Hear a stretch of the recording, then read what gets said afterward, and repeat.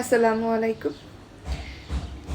যুদ্ধবিরতির জন্য ইসলামাবাদে, পাকিস্তানের ইসলামাবাদে হচ্ছে যুক্তরাষ্ট্রের জেডি ভান্স সহ ইরানের হচ্ছে স্পিকার বাগের গালিফি সহ আরও অসংখ্য ব্যক্তি যুদ্ধবিরতির আলোচনায় বসেছে। সেখানে ট্রাম্পের হচ্ছে ট্রাম্প যেটা বলেছেন, ট্রাম্প অসংখ্য হচ্ছে তারপর থেকে পোস্ট করে যাচ্ছেন, আর ইরানের কর্মকর্তারা ধীর এবং স্থিরভাবেই তারা সেখানে পৌঁছেছেন।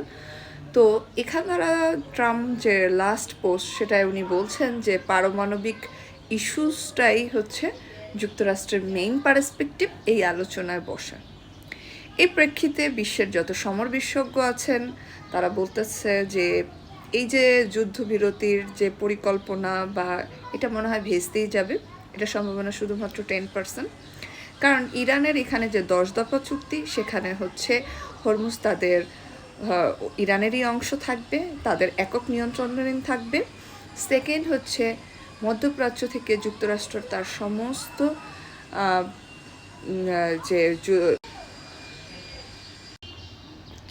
যুক্তরাষ্ট্রের হচ্ছে তার সমস্ত যত ধরনের হচ্ছে মধ্যপ্রাচ্যে ঘাঁটি আছে এগুলোকে সরিয়ে নিতে হবে, যেটা মনে হচ্ছে যে অনেকটা অসম্ভব। মানে এটার আসলে সম্ভাবনা খুব একটা মনে হচ্ছে না। নেক্সট হচ্ছে ট্রাম্পের কেন যেন পিছুই ছাড়ছে না এই অ্যাপস্টিন এবং বিপদ।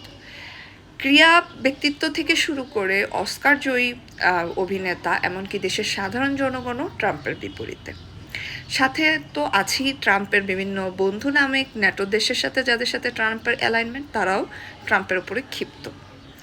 সেখানে ট্রাম্পের হোয়াইট হাউস সরাসরি একজন অভিনেতার সাথে বাকবিতণ্ডায় জড়িয়েছেন, যিনি ট্রাম্পকে যুদ্ধাপরাধী আখ্যা দিয়েছেন।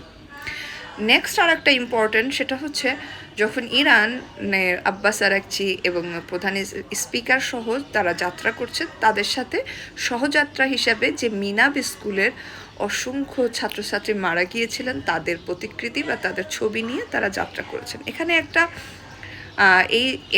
একটা রাজনীতির ইসে বলেন বা কূটনীতিকভাবে হোক, এটা একটা অনেক বড় একটা মেসেজ দিয়েছে সারা বিশ্বকে যে যুক্তরাষ্ট্র তার কথিত ডগকে নিয়ে কী ধরনের যুদ্ধাপরাধ ইরানে করেছেন। যারা গণতন্ত্রের কথা বলে মুখ থেকে ধোঁয়া উড়িয়ে দেন, তারাই না শিশুদের হত্যাকারী।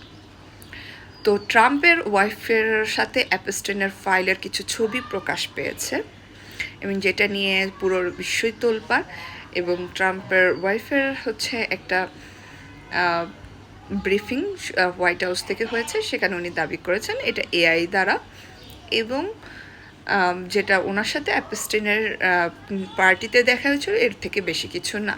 কিন্তু ওই এআই দ্বারা ক্রিয়েট ছবির ভিতরে দেখা গিয়েছেন, যেটা হচ্ছে হোয়াইট হাউস দাবি করছেন যেটা এআই এর, সেখানে অ্যাপস্টিনের সাথে তার আপত্তিকর দৃশ্য। তো এটারও বোঝা যাচ্ছে অ্যাপস্টিন আর হচ্ছে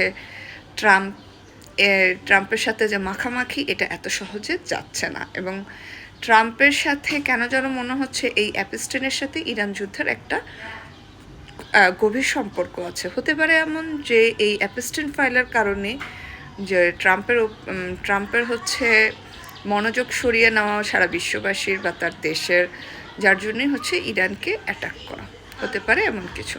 আশা করি ভালো লাগছে। ধন্যবাদ। নেক্সট টাইম আপডেট শোনার জন্য।